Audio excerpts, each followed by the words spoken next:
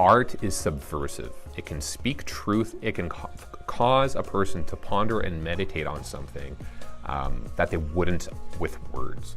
Jesus spoke in imagery all the time, with words, but parables, often symbolic, often using symbols, often using word pictures to describe something. Often if you come across what I would say with Christianese, what even the world can recognize as church culture language, it can create walls and they're not able to receive.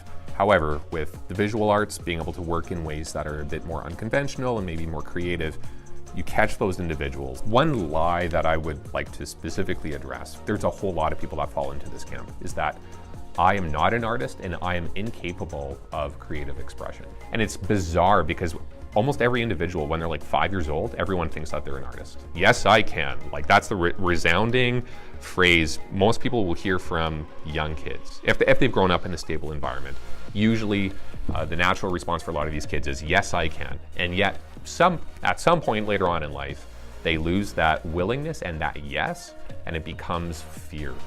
And what I want to say is every person is capable. So I feel that there's like in being in the church and trying to encourage the arts to even be an encouragement to each other, I find that there's a lot of resistance and there's a lot of almost fear of like, I can't do this, and a lot of shame.